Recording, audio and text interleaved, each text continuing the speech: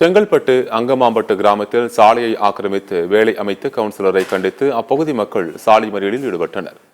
செங்கல்பட்டு மாவட்டம் அங்கமாம்பட்டு கிராமத்தில் 200க்கும் மேற்பட்ட குடும்பங்கள் வசித்து வருகின்றனர். இப்பகுதி மக்கள் பயன்படுத்தி வந்த சாலையை அப்பகுதி கவுன்சிலர் சகாதேவன் என்பவர் சாலையில் தனக்கு சொந்தமான இடம் உள்ளதாக கூறி சாலையின் நடுவே வேலி அமைத்துள்ளார்.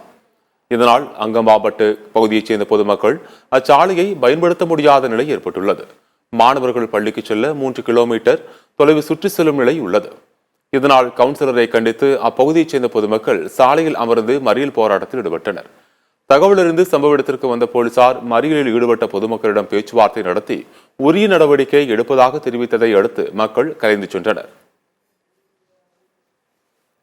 ஒரு வாரத்துக்கு முன்னாடி பார்த்தீங்கன்னாக்கா ஒரு 10 நாளைக்கு முன்னாடி அந்த தனிநபர் என்ன பண்ணியிருக்காரு, அந்த ரோட்டை பிளாக் பண்ணி, அதாவது அந்த ரோட்டை 2 பக்கமும் அவருக்கு சொந்தம் என்று தனிப்பட்டு பிளாக் பண்ணி கேட்டு போட்டு எங்களுக்கு போக விடாத பண்ணிட்டாரு. அது சம்மந்தப்பட்டு போய் கேட்டாக்கா எங்கள் மேலே நடவடிக்கை எடுப்பேன், உங்களை அடிப்பேன், ஆள் வச்சு அடிப்பேன்ற மாரி எங்களை மிரட்டிட்டாரு. ஓடியாந்துட்டோம். நாங்கள் முதல்வர் மேலே ரொம்ப நம்பிக்கையோடு இருக்கிறோம், நம்பிக்கை வச்சுருக்கிறோம். இந்த ஆளுங்கட்சியானது எங்களுக்கு ஒரு நல்ல வழி காட்டி எங்களை ஒரு நல்ல ஒரு பாதையில் கொண்டு போகன்றதை நாங்கள் தெரிவிச்சுக்கிறோம். சப்போஸ் இந்த வெள்ளிக்கிழமைக்குள்ள எங்களுக்கு இது ஒரு நல்ல ஒரு தீர்வுக்கு வரலன்னா நாங்கள் மீண்டும் மிகப்பெரிய ஒரு ஆர்ப்பாட்டமாக சாலை மறியலில் ஈடுபடலான்னு ஒரு முடிவெடுத்திருக்கோம்.